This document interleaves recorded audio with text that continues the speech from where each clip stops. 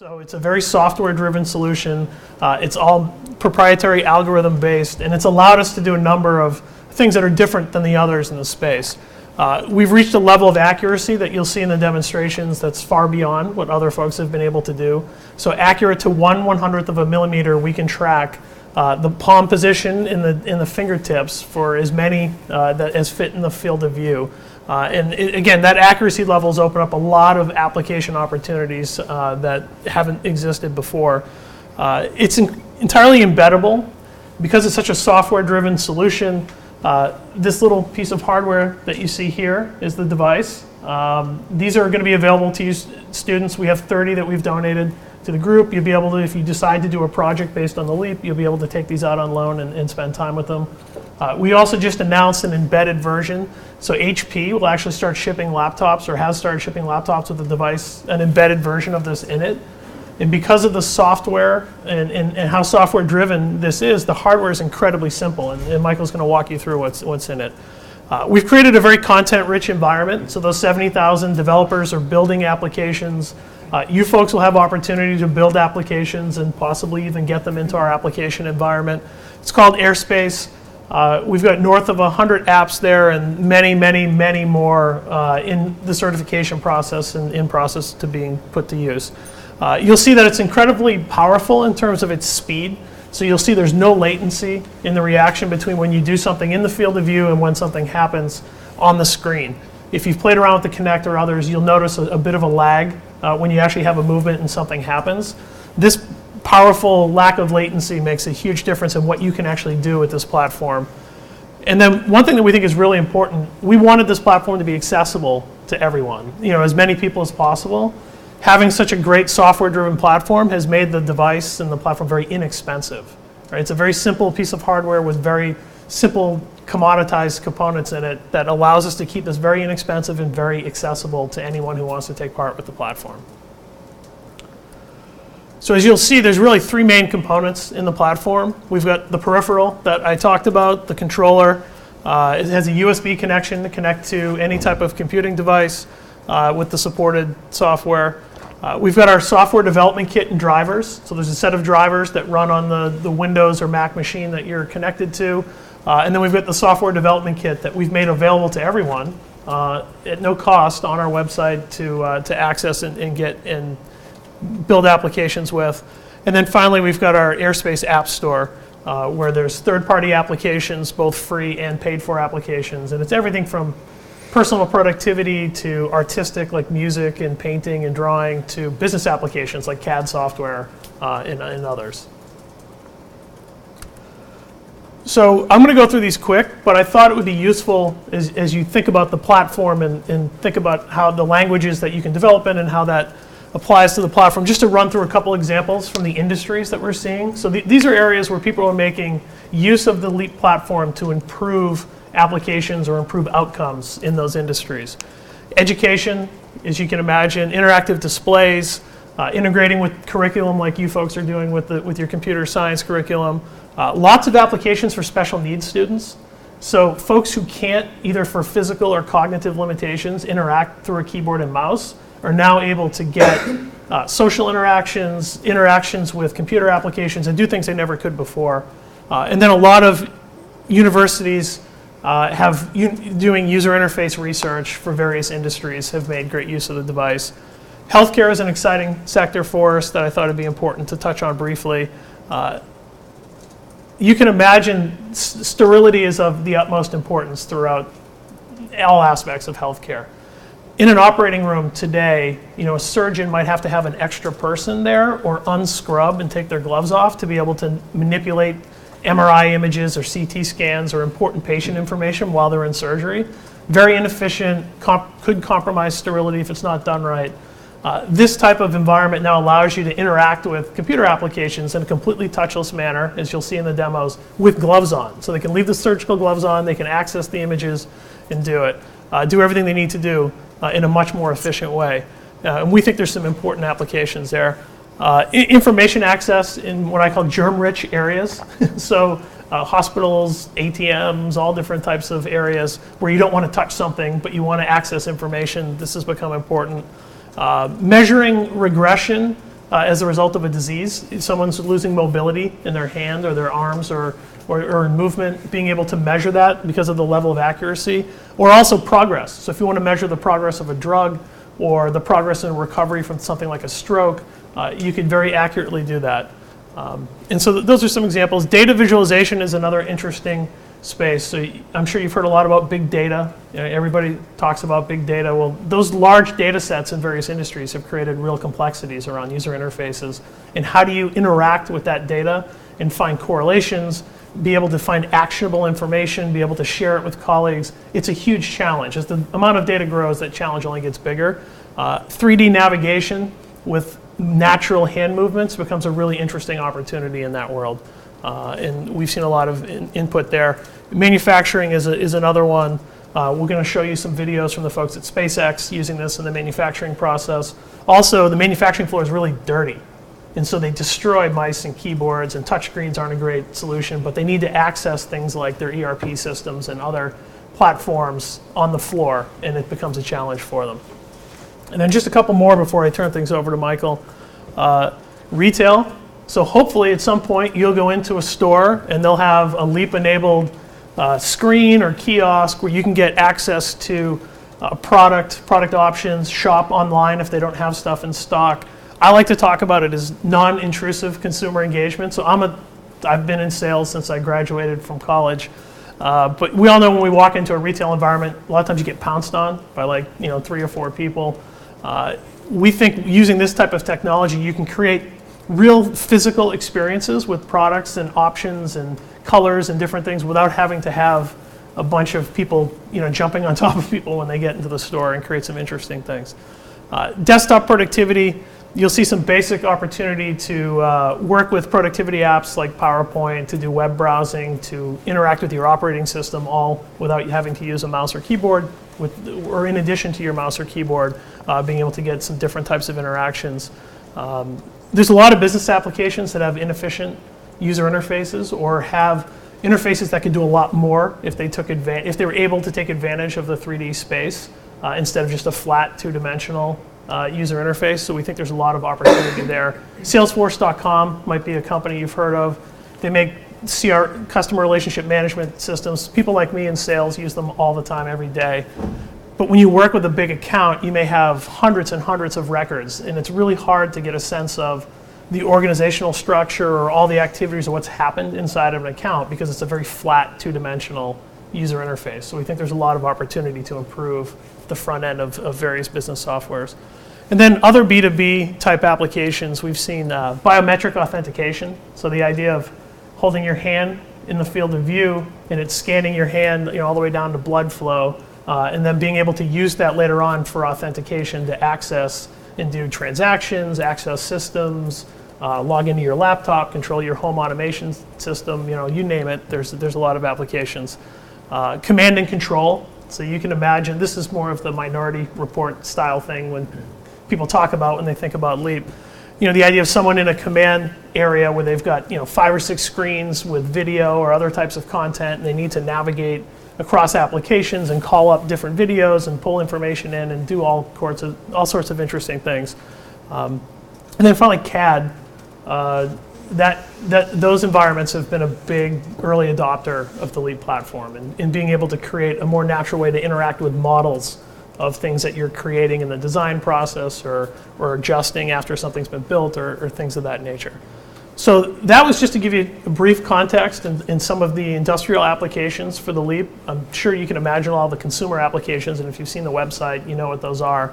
But I wanted, as you think about programming or applications that might be interesting to look into, here are some of the areas where industries are paying a lot of attention to this. We were at Children's Hospital before we came here talking to them about a number of really interesting applications around surgical processes and training and simulation and all different things. So there's a lot of really interesting opportunities to use the platform and to use the development environment. And so hopefully that's good context for you folks.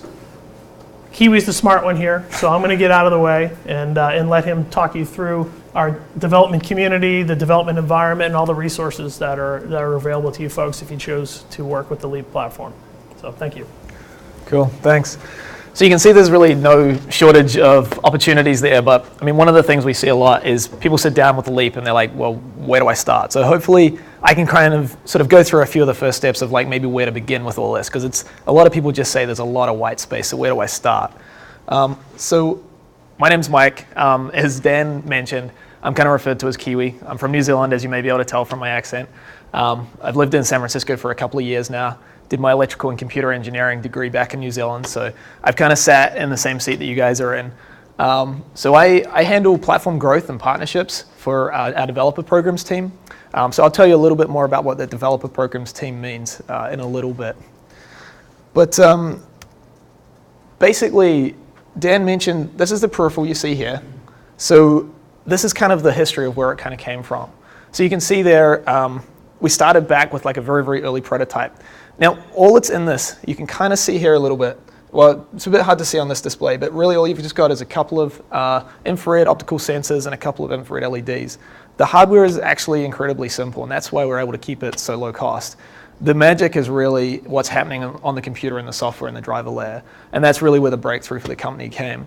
So I joined, and the developer programs team kind of started around about sort of here, halfway between. And what we did was these first kits that you see at the bottom there, they're the first developer units. And we actually sent out around 12,000 of those to developers that had contacted us so that they could get started working with the platform. And that's really been a great seed for the community. And we've had a lot of great stuff developed over the last year. And you'll see that when you have a look at Airspace, our app store. So how many of you have actually heard of Leap Motion before? So a few of you, yeah, so that's good. So I mean, honestly, what was the first thing that you guys kind of thought of when you heard of Leap Motion or you saw the videos of what it does? Kind of Minority Report, Iron Man? Yeah, I mean, yeah, so we get a lot of that. And definitely, you know, the day will come when we're all sitting there, you know, commanding the world with our hands, and that's going to be exciting. Right now, that's not like the absolute situation that we're trying to build, but we're going to get there. But I think it's still a good opportunity to hear from the real world Tony Stark, and Dan touched on that as well. So right now we interact with computers in a very unnatural sort of 2D way, and we're trying to create these 3D objects using a variety of 2D tools. And it doesn't feel natural, it doesn't feel normal the way you should do things. So we started playing around with the idea and using a few of the things that are available out there, such as the Leap Motion and Siemens NX, which is what we used to design the rocket. And we wrote some code to kind of integrate the two. And we started off with what you see here, which is a wireframe of the Merlin rocket engine. And what I can do is I can go and grab it, and I can rotate it in multiple dimensions. And then what I can do is I can put another hand in there, and I can zoom, or I can zoom in and out on the wireframe. And then I can also translate it. So I can move it around the screen and then zoom and translate. And this is what we started off with a few months ago. And then you can also spin it and then catch it. So this is kind of a fun way to interface with what is really a very complex model.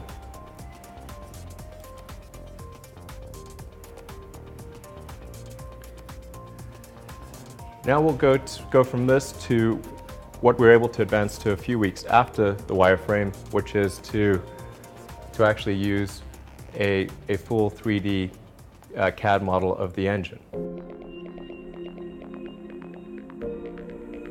So here what you're seeing is the actual interaction with the CAD software, manipulating the real 3D model of the Merlin engine just using hand gestures. If you can just go in there and do what you need to do, just understanding the fundamentals of how the thing should work, as opposed to figure out how to make the computer make it work, then you can achieve a lot more in a lot shorter period of time. So then we went to a 3D projection. We started off with the kind of 3D projection that you're familiar with in the movies, where you use 3D glasses. We also did a freestanding glass projection, which is the sort of technology that was used in the Iron Man movies.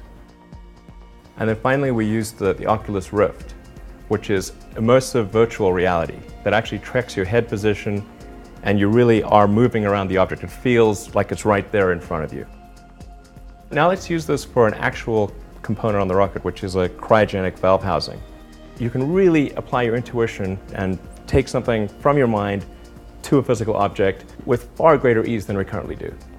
Now that we've gotten the object out of our head and into the computer, how do we get it out of the computer and into reality? So we're actually going to print this with a 3D laser metal printer. So the way that the 3D printer works is it lays down fine particles of either titanium or Inconel, and then it goes over it with a laser and melts those tiny particles onto the prior layer. So it builds it up like just layer by layer.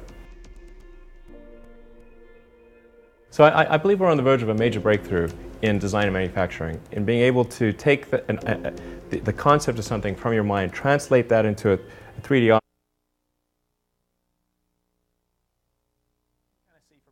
Is that even though they're clearly still in pretty early stages of what they're doing with this sort of technology, it kind of helps to demonstrate some of the examples that Dan was talking about before.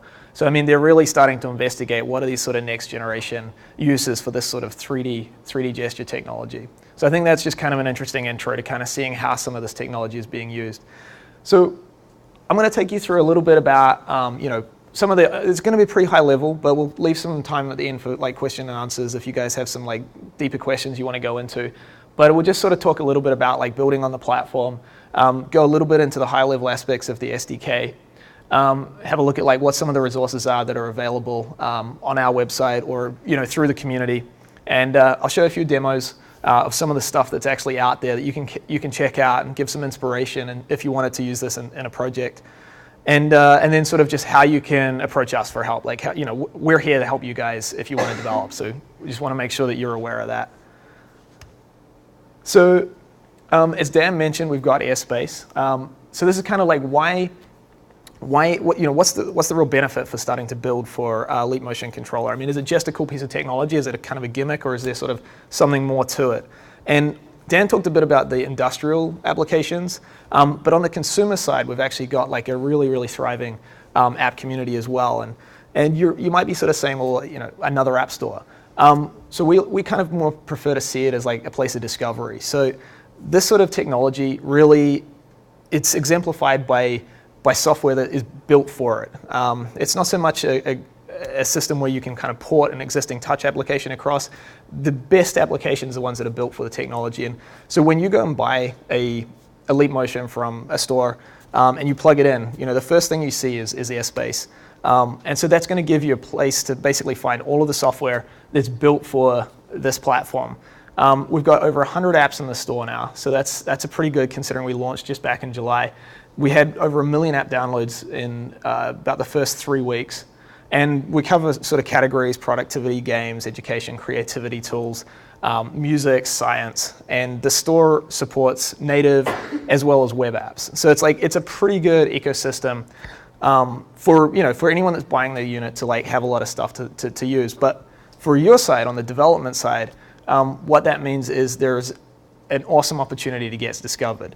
If you get content on there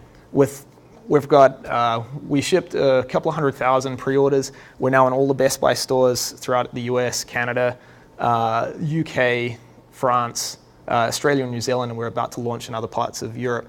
That means that everyone that buys one of these units and gets into that store, they're going to start to see the software that you guys are developing. So that's a pretty exciting opportunity right now.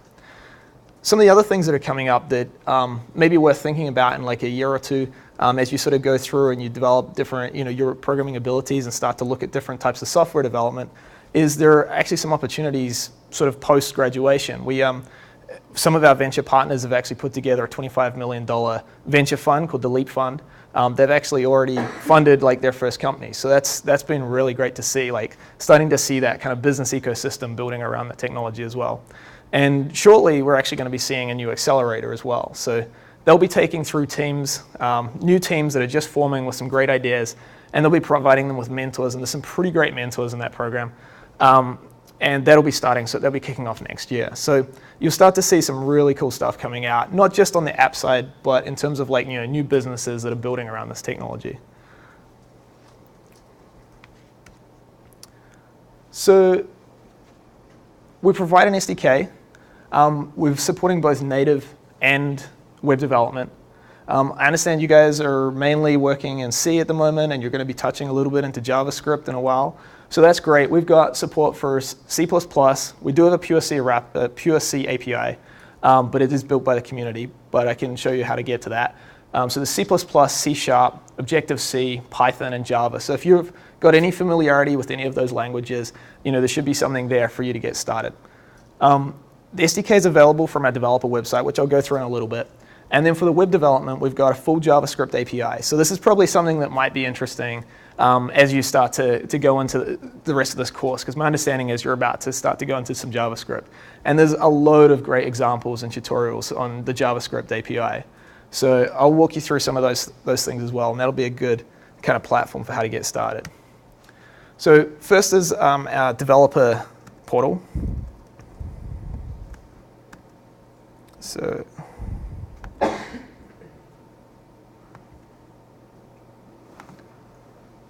So this is going to be the place that you guys want to go. If you're going to do any development on Leap, you probably want to start here and have a check out our developer portal. I'll just walk you through some of the main things to keep an eye on. So you've got here, this is your main download section. So this is where you're going to get your native SDK. So that's all the languages that I sort of talked about first: C++, Objective-C, C#. You're going to get inside the SDK. You're going to get a bunch of examples. You're going to get the documentation. So that'll kind of be everything to kind of get you set up for native app development. So those basically anything that you want to run directly on your computer, that's kind of the place for that, not so much for the JavaScript. From here, you've got access to all the documentation. So this is going to be all the documentation around our API references, as well as like guides and examples. So you can see here, we've split it out by language, so it's pretty easy to find your way around. And we also have on top of this some knowledge base articles for just kind of technical notes. This is all changing all the time, so like keep an eye on it. You'll see it evolving. So if we just dig into here, I'll just give you a quick example of how we laid it out. So if you look under here, you've got all the languages again, and then under C++, we've got our API references. So that's where you're going to want to go to find out all the APIs that are contained in our SDK. So I'll go through a few of those at a high level later on, but that's going to be the sort of the first stop you want to go to for getting that information. We've got a bunch of guides. I know it's probably difficult to see on the screen there, but these are really just a great resource for you to kind of just get started. So we've got things like just how do you get frame data, and I'll talk to you a little bit about what frame data means in a little bit, all the way through to understanding the sample applications that are, oh, that's good, a little bit of, so that might make it a bit easier to read. So understanding the C++ sample applications. So those are included in the SDK bundle that you download. So the other thing that's a great resource for you guys, if you do start to do some development, is our forums. You'll be able to access them up here at the top on the, now right now these look like this. You're going to find in a week or so that they're going to look completely different because we're just about to launch a whole new forum platform. But that means an even more engaged community, and it's a great place to connect with other developers that have been, doing the same sort of work that you guys are going to be doing. So lots of great questions have already been answered in there, and it's a great place to ask questions as well. We're in there, our team members, our engineering team are all in there, so great place to connect with the team. So this is also the place that you want to go if you're going to be submitting an app, but that's probably a little bit further down the track. But if you are interested in getting something onto Airspace, this is sort of the portal to do that. You submit your app, and that'll walk you through the process. We have a full review team that goes through and reviews all the apps. There is a little bit of a bar for quality. We try and make sure that all the apps are really representative of what the platform can do. But at the end of the day, that just creates like a really great experience for people that are using the technology. So that's our main developer site. So I just wanted to give you a quick overview so you kind of know where a lot of these resources are and sort of how to access them. So I also mentioned JavaScript API. So we've actually split out the native and the JavaScript into two separate sites. There's different ways of thinking about that, but we think that JavaScript is very unique, so it really deserves its own site. And we've had a lot of popularity from our JavaScript API. So this is now js.leapmotion.com. Has a bit of a different look, a little bit more fun perhaps, but this is this is probably one of the best places for you guys to go to get started. JavaScript, as you'll probably start to find out, is going to be a great language to get started on this platform. JavaScript gives you the ability to, how many of you are familiar with JavaScript development already? So a couple. So what you'll find is that JavaScript being a scripted language and not a compiled language means that you can just go straight into anything that's running on the web, right-click it, view source, you've got all the code there. So it's the easiest way to get started in a language. And what you'll find here is a bunch of awesome examples. We're adding to these all the time. You can just click on these. They'll run in the browser. So let's even just try one of them right now. So this is just running in the browser. The code behind this is super simple. I won't go. So here you go, just view page source. You get all the code. It's right here. Don't worry about this too much at the moment. It may look intimidating, or to some of you that are familiar with it, it'll be fine. But most of this is actually something called 3JS and WebGL. The actual part for the leap is down here a little bit further, but it's actually very simple once you dig into it. And if anyone's interested, I can walk you through some of these afterwards, but it's probably best to keep it high level at the moment.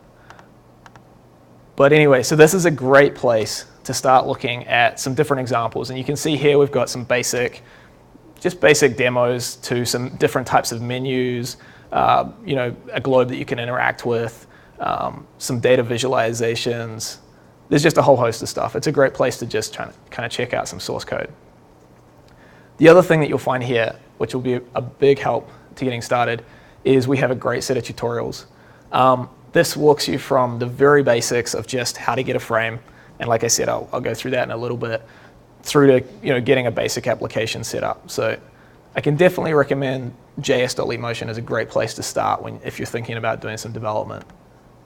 And again, we've got our API docs. So it's a very simple layout here. It's a little bit simpler than the developer website. It's a little bit lighter. It's just focused on JavaScript.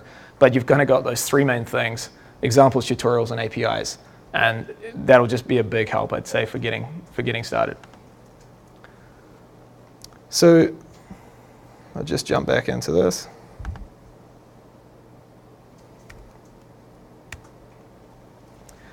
So let me just grab a quick drink.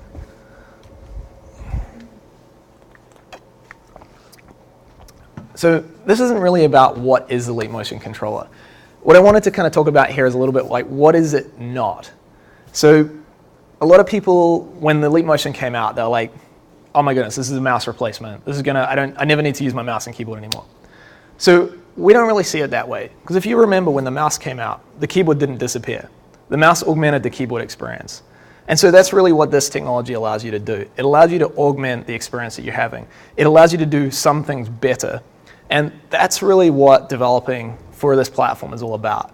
It's not about trying to do everything with the Leap right now. Because what you'll do is you'll find it becomes infuriating. You'll find it doesn't get the results that you want. What the best way to approach it is like, what are the things that I can do better with the Leap? And I'll show you a few of those demos. But what you'll start to see is, as you kind of dig a little bit into it, one of the favorite things for everyone to do, and by all means, have a play around with this as well, is build a mouse cursor with the Leap. So I want to use the Leap to control the cursor with my finger. It's definitely an application that can be built with the Leap. Is it the best use of the Leap? Probably not. So what I would try to encourage you guys to think about is, what are the applications? If you want to build some of these, like, what are the applications that you can do better? They don't have to be really complex, but what are some of the things that just make your life a little bit more efficient, or maybe a little bit more fun, or allow you to navigate a little bit better? So that's just what I wanted to kind of give you a quick thought of there. So that kind of leads into, so what are some of the applications that are around that kind of do a good job of demonstrating the power of this platform? So I'm going to take you through a couple of them right now. We can go through them pretty quickly. So the first one is a little game called Block 54.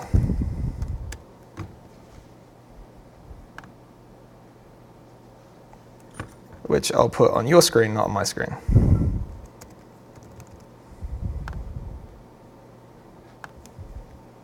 There we go. Nope, that's not going on my screen.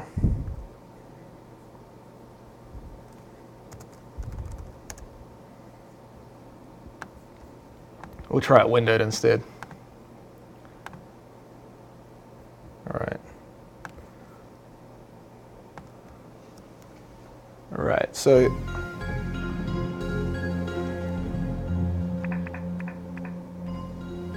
one of the reasons I wanted to show you this application is because this is really something that it's never been possible before. Like, this is not something you can do with a mouse. This is not something you can do with a keyboard. So it's a great example, and it's probably a little bit more advanced, but it's a great example of some of the things that you can do with the Leap that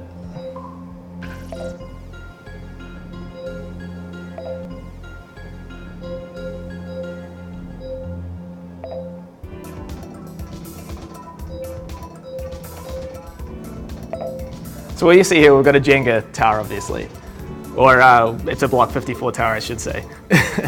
So what I can do here is I can actually, we're actually losing, here we go, sorry. So I can actually grab these pieces if my computer doesn't slow down too much. Sorry, my computer seems to be having a little bit of a hard time with this one. So I can actually grab these pieces and move them just as though they were physical objects. And that's really one of the major advantages, bringing kind of that real world. So I can just like literally grab that piece and just like pick it up. I can throw it away. Wow, it's running a little bit slow for some reason. So yeah, so you can kind of get the feeling there. So this is something that you literally could not do on a oh, well, I'm just going to push this one out of the way now. There we go. So that's kind of like a lot of fun. If my computer wasn't chugging along so much, then that would be a lot smoother. But you can kind of see there that this is like an example of like, it's bringing something that was kind of real world into the digital space, and it's allowing you to kind of interact in a way that's very natural. I'm not using sort of a menu system to go through that. I'm not like kind of clicking or using keyboard shortcuts or anything. It's just literally me reaching out and manipulating the blocks in the digital space. So that's kind of,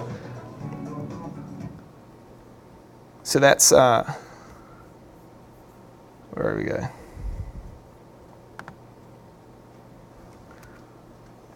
So this next one is a little bit along the same lines, but it's kind of just about bringing these sort of real world experiences into the digital world. And so this is actually, this was sort of an experience that I believe one of our co-founders had. And I don't want to quote him on this, but there was sort of the ability to kind of be in the ocean and sort of see these schools of fish like swimming around and being able to kind of interact with them. And that's something that's like really difficult to communicate verbally. It's also very difficult to communicate digitally without a proper input mechanism to be able to kind of manipulate that 3D world. So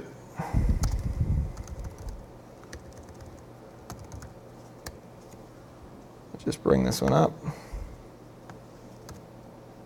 Right, so can you guys, you might not be able to see that on the streaming version. It could be a little dark, but you can see there basically. So what you're seeing there is my hands in that 3D space. I've got like complete freedom of movement, and I can just kind of hold my hands still, see the fish, and then like scatter them away. They're kind of like, and you can see this sort of freedom like in this digital space is like something that's really hasn't been possible before. I can kind of bring them out to the screen and scare them away. So that's kind of like, it's a simple demo, but it's kind of highlighting the fact of like being able to kind of bring some of these real world experiences that haven't really translated into the digital space, into this digital space finally for the first time. You can actually see this at the Museum of Science. They have this on exhibit, this blocking demonstration of Extreme Museum. And this is a great one as well, because what we find is like when people first put their hands into this, it's sort of the first time that they've seen themselves represented so fluidly in their digital space. So you kind of usually get like an interesting reaction. So I mean, by all means, if we've got time afterwards, I'd be happy to like kind of, show you guys some of these demos.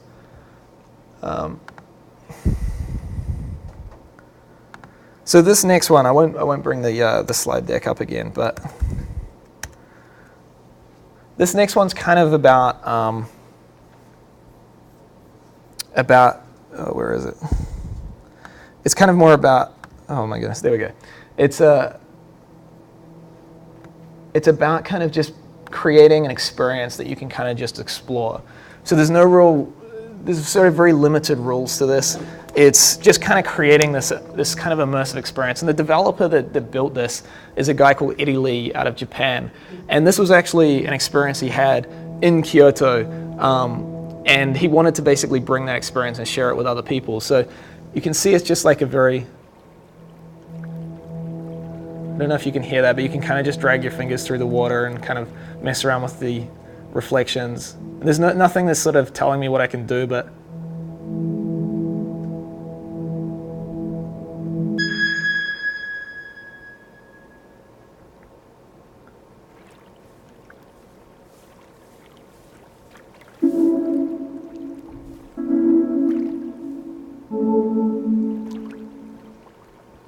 it's just kind of a very zen experience, but it's something that you can kind of just really immerse yourself into and kind of forget about how you're actually interacting with it and just kind of put your hands in and just kind of feel your way around.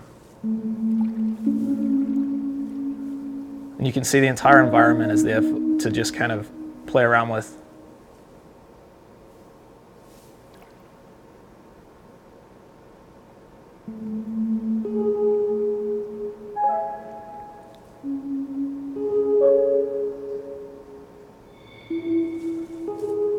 And there is actually a storyline to this, but it takes a little while to go through it, but you can kind of, you just sort of explore your way through it.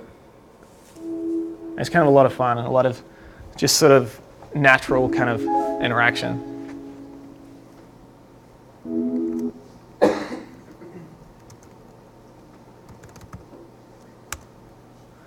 So this is actually something also by the same developer.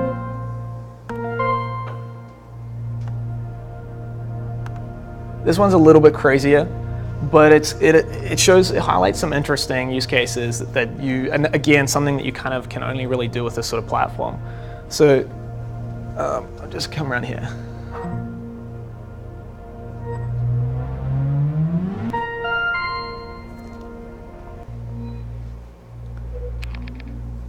So this is actually the menu page, and this is sort of a menu like hasn't really existed before. So literally, it's just looking at how many fingers I hold up and basically choosing the menu through that. So I mean, you can see like the rules are kind of being rewritten around like interface design here. I mean, like you've got total freedom to do whatever you want. So in this one, this is kind of a little crazy.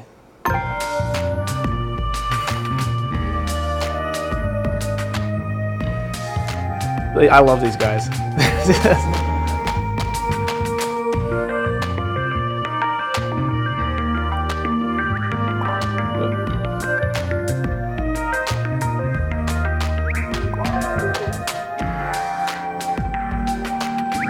I think I could watch these guys dancing like all day.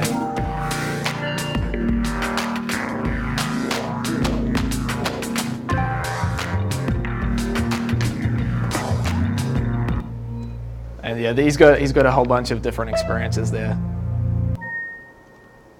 All of these you can actually get through Airspace, so like, feel free to just sign up, it's free, you can go and have a look at the apps. This is kind of a musical sort of experiment, but what he's doing is he's using the full 3D space to create different sound effects. And basically,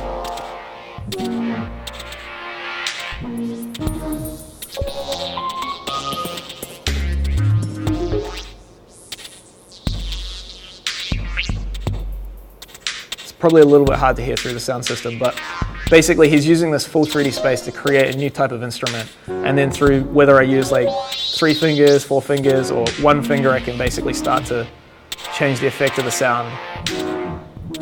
So it's definitely very kind of experimental, but it just kind of highlights, again, that sort of freedom in that 3D space.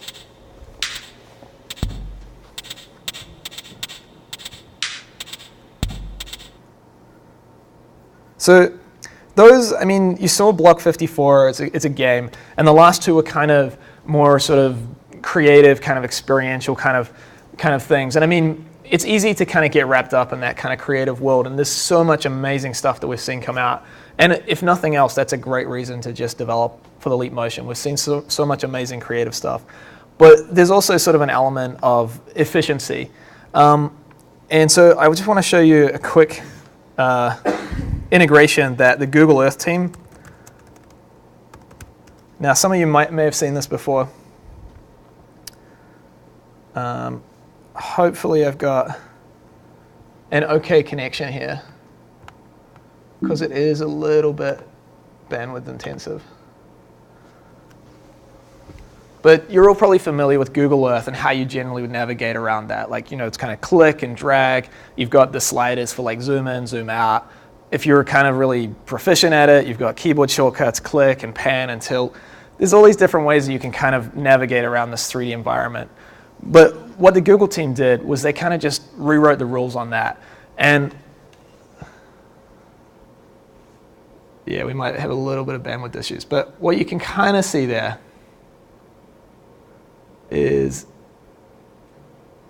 you can basically just navigate. So let's see, where do we want to go to? Oh yeah, we're kind of a little bit stilted there. But what it's allowing me to do is I can control multiple degrees of freedom all with one fluid movement. So I can pan left to right. I've got look up, look down.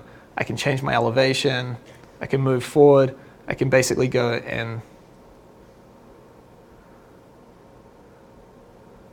I can spin around a certain point and just keep my focus on it.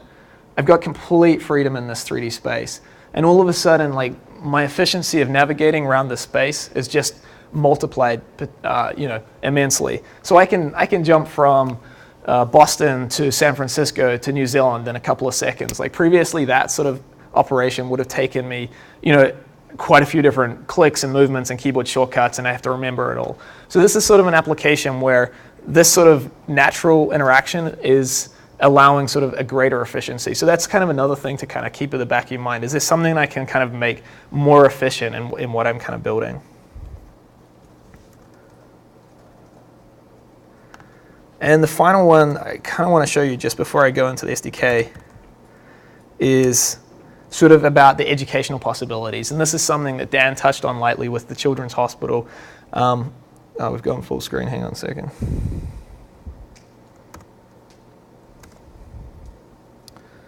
Here we go.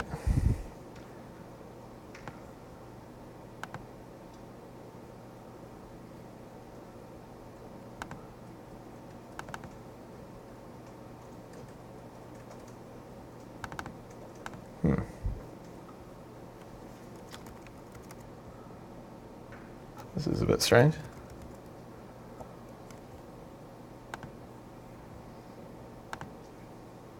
Let's try giving that a full screen again.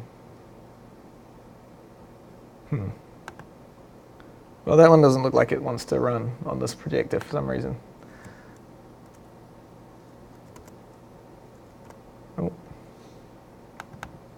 Interesting. Oh well, that's too bad. So this one is basically it's a little app. You can have a look at it later, either after this if you want. But basically, what it's doing is it's a full 3D representation of the skull, and what you can do is basically take it apart in 3D. It becomes like a 3D jigsaw. So some of these applications allow sort of for a more immersive learning environment. So when you're able to interact with what you're learning, it becomes that you start to take it in a lot more. So we're seeing a lot of interesting applications being developed, both in sort of early learning and special needs learning, as well as like all the way through to the sciences. So there's a lot of interesting applications along that. I'll try and show you this one, but it's going to be a little bit hit and miss whether we can get it to work here.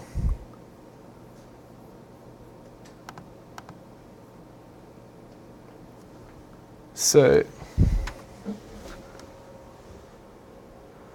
right. So this is sort of, this is only showing like half of anatomy at the moment. But what this is sort of allowing you to do is sort of see how you can kind of navigate around this in 3D. I can basically start removing sections and being able to sort of navigate. I can actually start to basically peel back the different layers, so you can actually start to see. It's almost like seeing like a MRI in real time. This is part of the Biodigital Human project. So this is actually something that's just brand new that's kind of come out. You can sort of see how you can just take pieces apart and then just kind of basically navigate in and sort of examine it a lot more closely. So there's a lot of interesting, and this is, you can see this is actually running directly in the browser. So this is kind of an example of what's possible with the JavaScript API. So those are kind of a few different examples of some of the applications. I mean, you sort of saw sort of a creative exploratory kind of situation. You saw some efficiency increases, some sort of interactive learning examples. So you can see there's like a wide variety of different applications, different software. So I'm guessing that probably not many people have had a look at the SDK by this stage. So I'll just go at a very, very high level through like, what is the data that's like making all of this work? Like, what is it as you as a developer would be working with to create those sort of experiences? So I've touched on it a few times now, frames. So at the very, very lowest level, we have what we call frames. And a frame is basically returned to you up to 200 times a second, and it contains everything that the Leap sees. So the Leap sees hands, it sees fingers, and it sees tools. So I'll show you quickly in our visualizer what that looks like.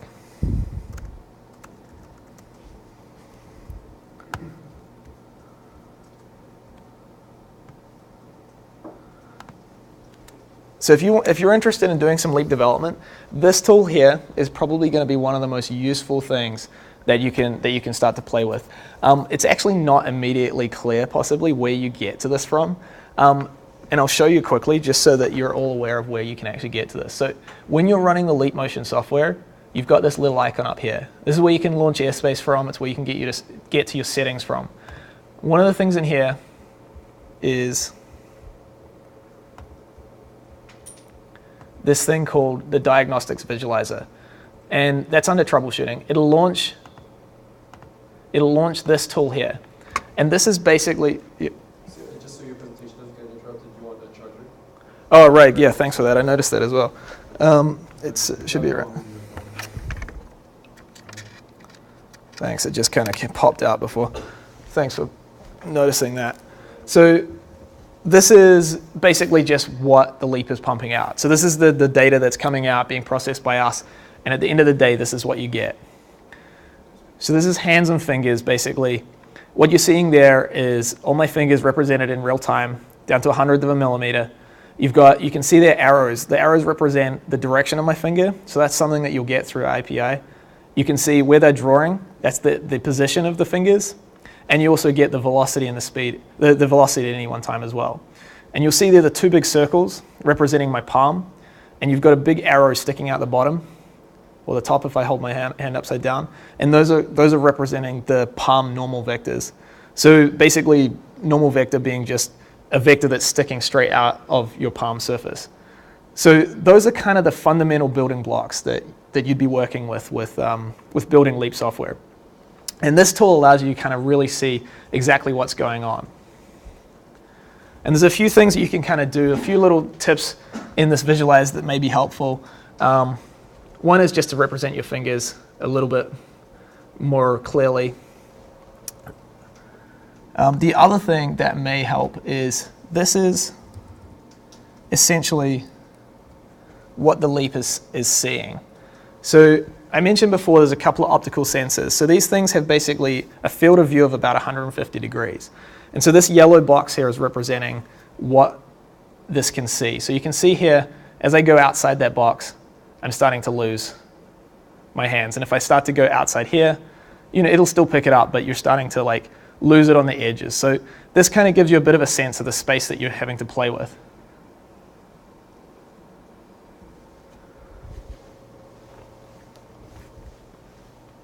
And you'll see here, if you press H, it'll toggle this menu, and that'll actually give you a whole bunch of different options that you can kind of access.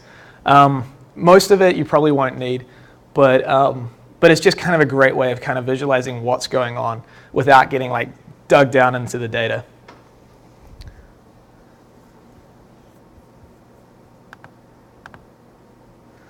So that's the frames, hands, fingers, and tools. So what you could see, actually I'll show you just quickly before I go back, the tool.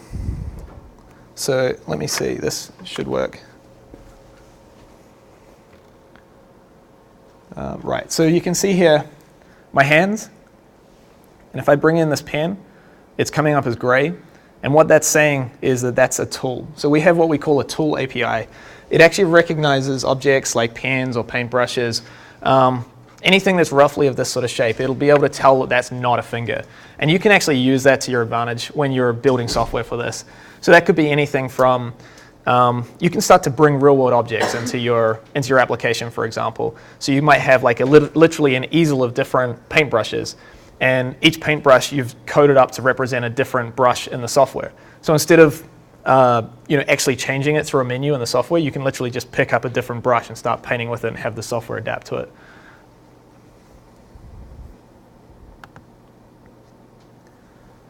So that's sort of frames, hands, fingers, and tools. So that's like the really, really low-level stuff that we have. I don't know if anyone here has sort of any familiarity with the Connect.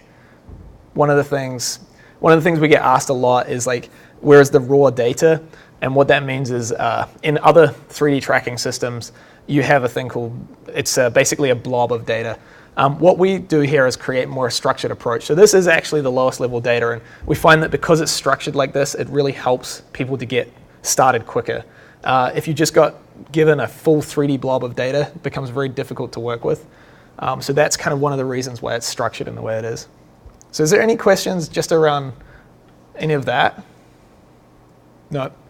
So we'll move on. So you might be able to start to see, like, even though the data is kind of structured in a way that gives you literally what you're seeing, like hands and fingers, it can be a little daunting at first to start to figure out how to work with that. Now I'm tracking fingers in 3D, like what do I do with that? So we do have some higher level APIs to help sort of get around some of those areas, and it might be a way to get started a bit quicker as well. So this is it's conceptually called Motions. It's a part of our API. It's not, you won't find it, you'll find some guides on sort of what Motions is, but at a conceptual level, what it's doing is it's basically taking all of these movements in this space and turning them into one of three things: translation, rotation, and scaling. So don't get too caught up in that, but what it basically allows you to do is it converts these complex movements into kind of single digits, or a degree of rotation, or a scaling factor, like a number. So what it does is it kind of abstracts out a lot of the complex mechanics and just gives you sort of like, if I'm doing this, it gives you a number that says like, this is scaling by 10.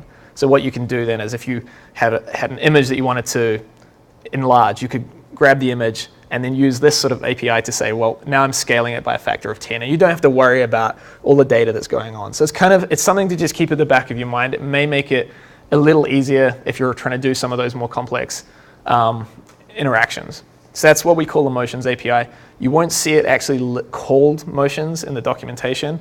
It's actually a collection of APIs from different places. But what I can do is, if anyone's interested in learning more about that, I'm happy to kind of point you at some guides for how to get started on that. And then the next thing up, which is the thing that most people are probably most familiar with, is gestures. So this is kind of much higher level sort of abstraction. So you're basically taking all of this sort of movements and you're saying, right, what's a discrete thing that I can do? So I can circle with my finger, or I can swipe with my hand, or I can tap in the air. And so we've kind of broken those down just to try and make it a little bit easier to get started into some of these gestures. And I'll show you a little bit about how some of those work. So back in the visualizer, if I turn gestures on,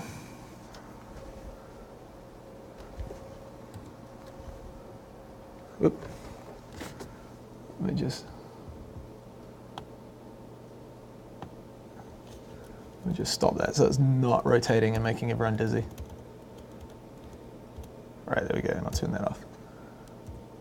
All right. Right, here we go. So now you can see that my hands are in the space.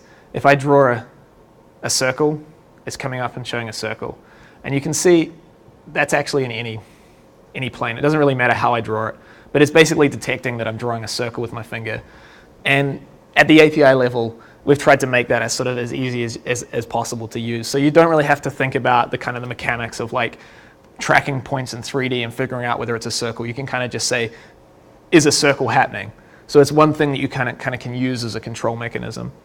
You'll also see there that we've got swipes, taps, taps. You can see those little balls like kind of bouncing there at the bottom. So those are visually how we kind of show what the gestures are. But in terms of developing software for this, it's just kind of a high-level way of like kind of simplifying a lot of the complexity of tracking fingers. So you can just kind of use those as is. You'll start to see different approaches to that, and I'll show you another approach a little bit later on of a different way of doing that. But those are all built into the API.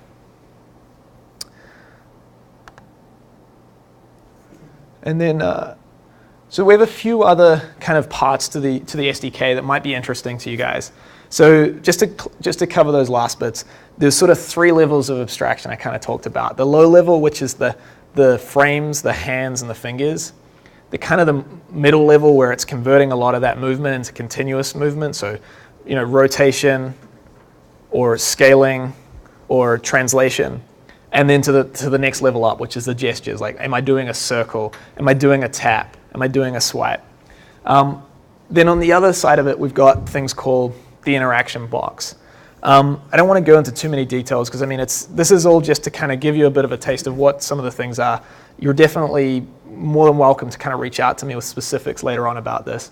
But the interaction box is another way that we're trying to make it a little bit simpler to think about coordinates in the space.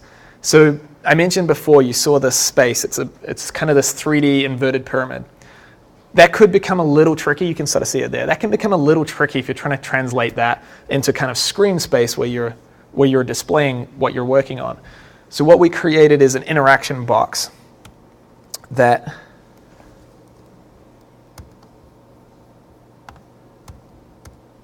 it's going to be very difficult to, oh, there we go.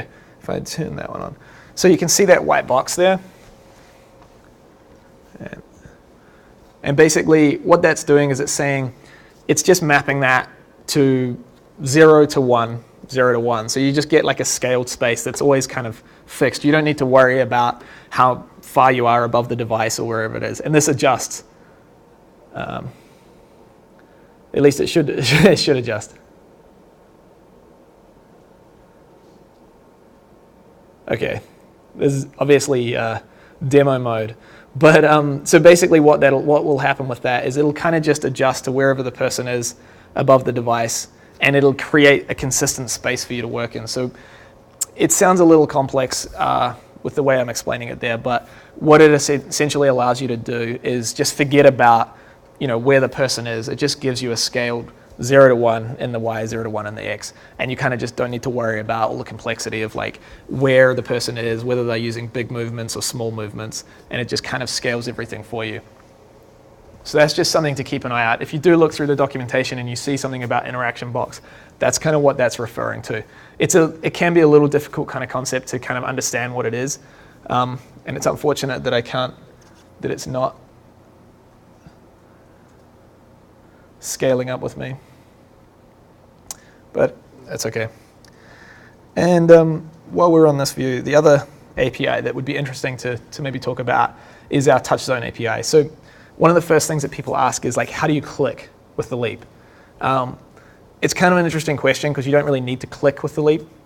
What we try and encourage is to think about actually interacting with the space, grab it and move it. You don't need to click and drag. But for the applications where some sort of interaction is necessary, we have an API that's called the touch zone API. And it just tries to kind of take a lot of the complexity of figuring out exactly what the user's doing in the air and simplifies it into just an event that says you've either clicked or not.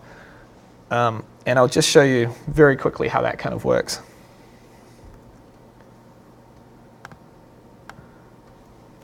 So you can see can see here my finger's kind of being represented as a cursor, and you'll get given this position through our API. And as I start to move forward, it basically says I'm now clicking, and I can drag this around. And it doesn't really matter where I am in the 3D space. It'll work no matter where I am. And so at face value, it looks very simple. There's actually a lot of complex mechanics around that. So that's why we tried to just kind of encapsulate all that into an API and make it a little simpler for you guys. So if you have a look at the API, it's actually pretty straightforward to kind of build that into your application, and you don't have to worry about all the complexities of where the person's hand is. So that's kind of, there's a lot of other stuff in the SDK. I mean, if you want to have a bit of explore, you'll sort of start to find some of the other things, but those are kind of some of the high-level concepts that are in our SDK.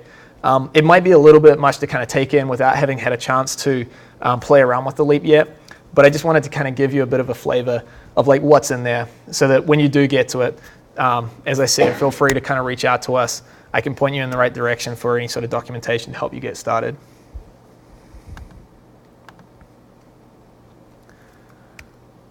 So as I mentioned, our SDK has a bunch of native languages. We have the JavaScript API. One of the easiest ways to get started might be to look at some of the platforms or the frameworks that are out there. I don't know if people are familiar with Unity. Famous, Goo, and Vue are all very new ones to the scene. Unreal is, you've probably seen in game engines. But what these kind of environments do is it may be an easier way to kind of help to get started, because what some of them do will provide you with kind of a 3D framework to start with. So it kind of takes out some of the complexity. You kind of get more of a visual environment to work in. Famous is a new platform that's coming out for web app development. Their aim is to make web app development super easy.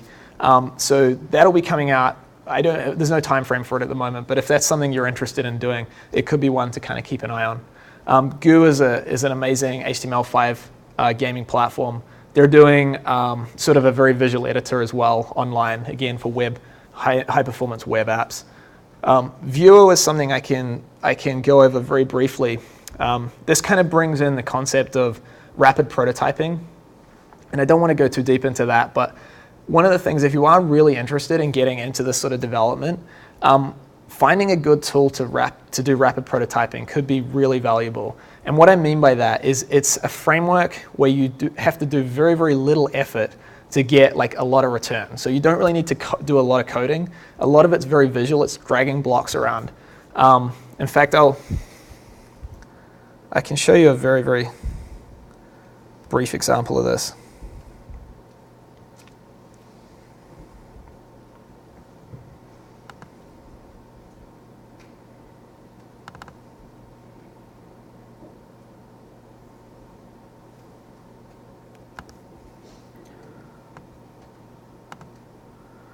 So you can see here, it's just a completely visual environment. You don't even need to code. But what this is doing at the moment is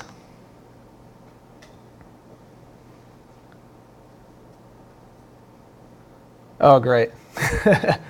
We won't do that demo at the moment. It doesn't seem to want to run at the moment. So without going into too many details, you can kind of see it's what's called a visual programming language. It allows you to get some basic functionality working. I'll just quickly bring up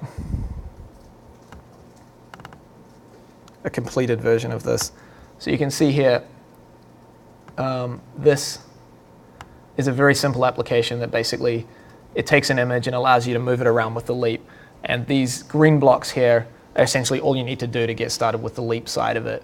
So it's a good way to kind of get started. You can do some kind of, if you have some ideas you want to experiment with before you even get any code down, it's a good way to get started.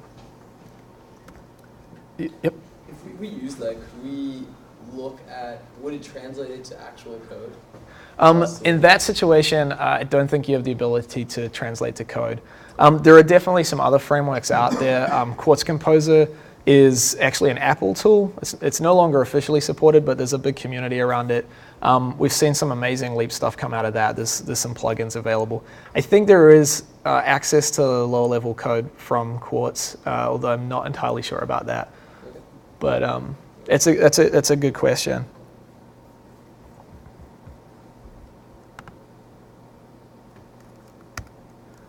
So I'll just go through some very, very high-level tips for kind of things to think about when you're developing. Lighting conditions generally aren't a big issue for the Leap anymore. We've got an amazing team that's basically been able to eliminate for almost all lighting conditions, because that's something that can potentially affect infrared sources coming in from the outside, have the ability to affect the performance. In general, you won't really come across many stumbling blocks. If in your development you see that the device goes into robust mode, that's really all it means, is it may have detected that there's some infrared light sources in the environment and it's compensating for it. So don't be too worried about that. In general, when you're designing software for the Leap, it's important to sort of realize that this could be the first time that your user is using this technology. And this is something that it's hard to sort of get your head around initially. What we try and encourage people to do is think about how do you, instead of just allowing the user to have to find their way around the interaction, what you're asking your user to do, try and explain it to them a little bit, because treat them as though they may never have seen this technology. Sometimes people won't even know to reach their hands out over the device. So don't sort of take anything for granted. If you have a look around on Airspace, you'll notice that a lot of the apps really intro the user into kind of how to actually interact with that app. And it's something to just kind of be aware of. If you are developing software for this platform, it is new. People aren't familiar with the technology yet, and so you may need to just kind of help ease them into whatever it is that you're building. Data is your friend.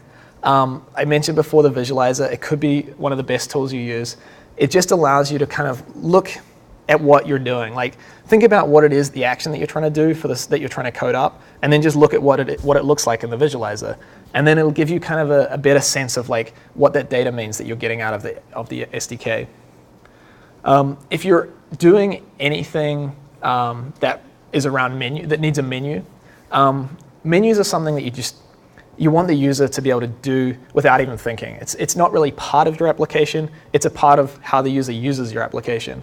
So we have some resources on the developer site, just a couple of different systems for menus that kind of take the burden off you guys for having to think about how to build menus. Because menus can be something that you could spend a lot of time trying to build into your application, when really what you're trying to do is build the idea that you have, not the menu.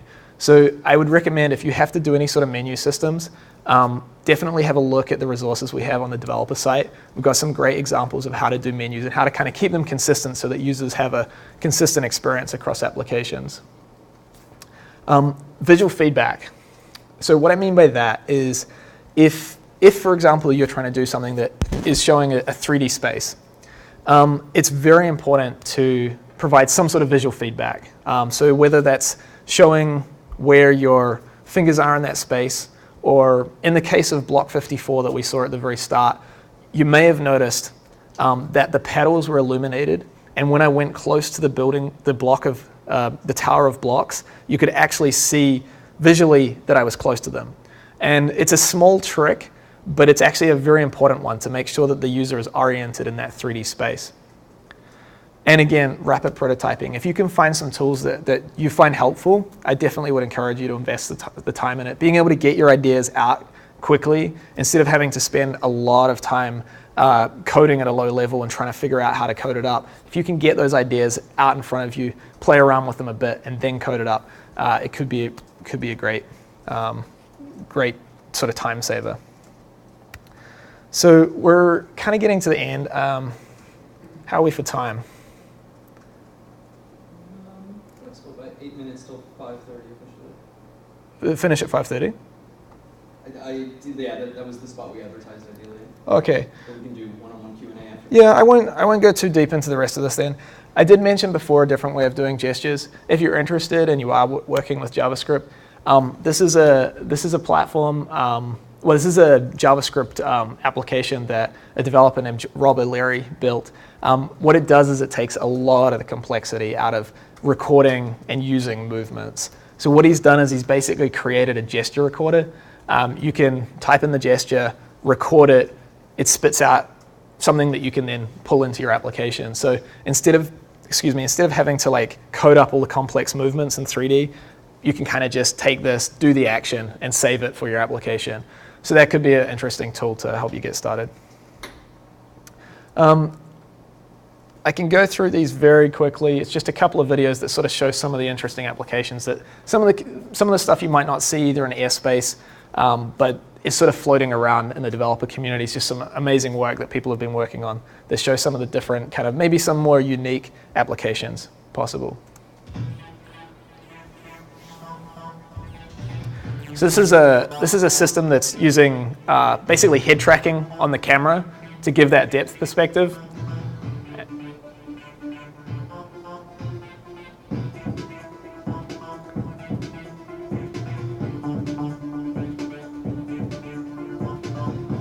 But you can see it's a pretty interesting visual trick.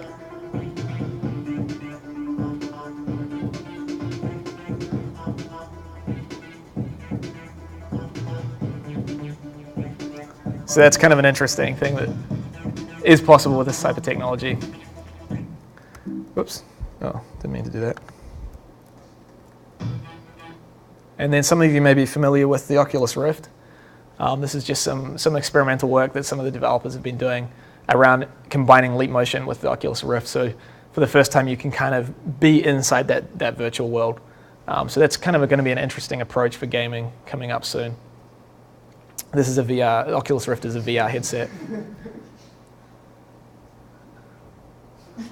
Poor guy. Man, he really got a hard time.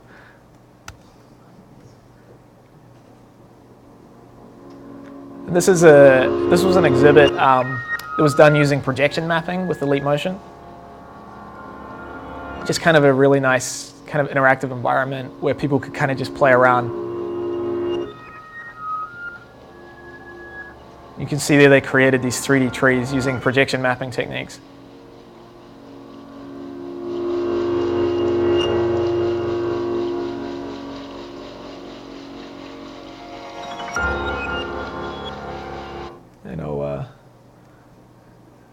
This was an interesting one done in Taipei with Heineken doing an installation.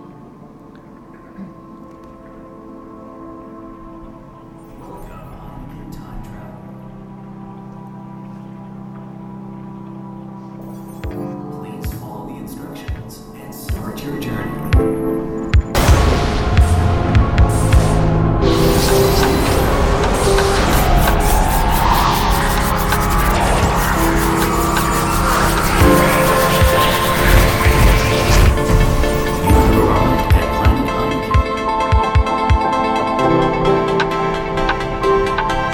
Whole Iron Man approach there.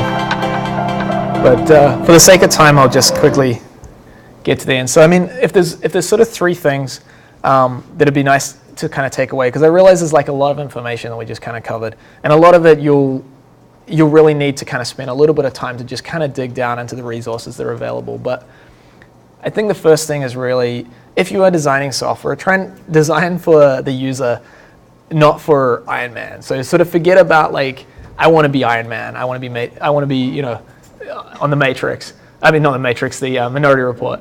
But instead, design for the user. Design for the person that's going to be using your software. So think about like, how can I make their experience better? How can I make something that they're doing better? And that's really going to be where the most powerful and the most engaging software comes from.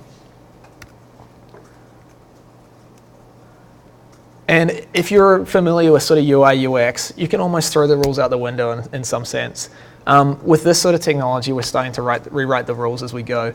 And that's kind of just means that you've got a blank canvas. So you guys are really starting at the right time. I mean, if you're just getting into programming now, that means you get to write the rule book as you learn. So that's an amazing opportunity for this.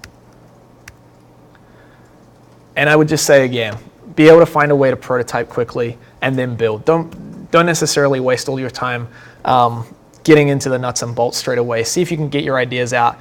It used to be that it was good to get them on paper, and paper is still a great way to go. But once you start to get these dynamic interfaces, you really start to need some better tools to be able to get those dynamic ideas out. And so if you can find some tools that help you to prototype, you know, try and learn them and use them, and you probably save yourself a lot of time and hassle. So a few resources. Once you start getting into JavaScript, tutorials, js.leapmotion.com tutorials, they'll be a great way to get started. Examples again on js.leapmotion.com, you'll find some great JavaScript examples. please feel free to engage in the forums, ask developers, ask us. It's a great way to learn. If you're interested in reading kind of more content about what's out there, some of the thought leadership in the space, labs.leapmotion.com is a great blog for that. We're putting out new content every week. It's a great space. And if you want to connect with us, again, the forums, you can email us at developers@leapmotion.com. We're on @LeapMotionDev on Twitter, so just tweet at us. We're pretty active on there. And our main handle is @LeapMotion. LeapMotionDev obviously is our kind of developer Twitter handle. So yeah, that's really about it. If there's some time for questions, definitely happy to answer any questions. If you think of anything afterwards, please feel free to reach out to me directly at kiwi@leapmotion.com or tweet at me at kiwi. Cool. Any questions? In addition to developing apps that live within their own window, how feasible is it to make sort of OS-level software so that you could scroll left, right, up, down in any Mac OS application, for instance, with your hand? So there are applications for that. If you have a look on Airspace, you'll find a few different applications. Some of the more popular ones are one called Handwave that allows you to kind of do some basic gesturing. If you want to do that sort of stuff, there's really nothing that limits you in the SDK to do it. It's really a question of if you're building that OS level control, is it actually making that experience of using the OS better? Over time, we'll start to see the operating systems evolve to a state that really is made for this type of input. For right now, we're actually using operating systems that have been built for 26-year-old technology. If you have a look at the Mac interface, it really hasn't changed in about 26 years. So we're really battling a 26-year learning curve where people have got so used to this type of interface that it's hard to sort of see beyond that. So if you can improve that experience, that's a definite win. But if it's kind of just doing a gesture for the sake of doing a gesture, what you'll probably find is that users, they'll find it easier to just go back to their keyboard and mouse because that's what they're comfortable with. So that's why it's really important to think about, who am I designing for? Like, who is that end user and how can I kind of make their life a bit better? But I can definitely, if we have the time, I can show you a quick one.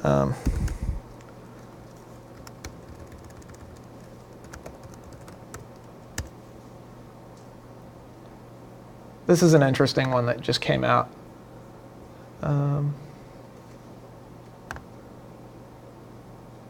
It's a very simple cursor, but it's kind of cute because it has this little hand. Or it doesn't. Are we in there? Interesting. Okay, well, I won't show you that demo, but that leapcursor.js is an interesting little example that basically lets you kind of scroll up and down fluidly in a web page and do sort of clicks just by kind of flexing your hand. So it's kind of supposed to be sort of more of a laid back kind of scroll up and down flex. You mentioned the device itself is largely commodity hardware. What is the underlying hardware technology that's actually doing the detection of objects? So the actual detection of the object, so basically if you were to hack the USB on here, you're just going to get a whole bunch of image data back. Like people have already done it.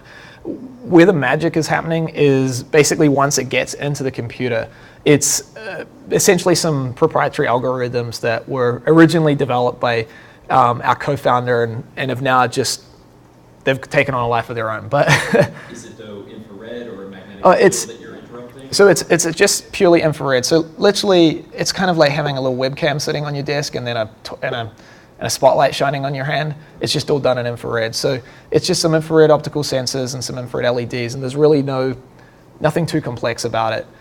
It's the way that we're able to take that data and then turn it into something useful in 3D. Yep. Hi. So it seems fairly easy for people trying to design stuff to see if users are putting in pens or other objects like pens, but is there any way for a developer to maybe define a class for other types of objects, maybe like faces or other types of things that the user might put forward? At the moment, we do just support like a limited set of tools. Unfortunately, with the way that we've structured the data, because we wanted to do it in a simple kind of fashion, or one that makes the most sense for hands and fingers, we don't. The API won't support like face tracking or generic object tracking. That may come in the future, but yeah, for right now, it's fine-tuned for hands and fingers and specific tools.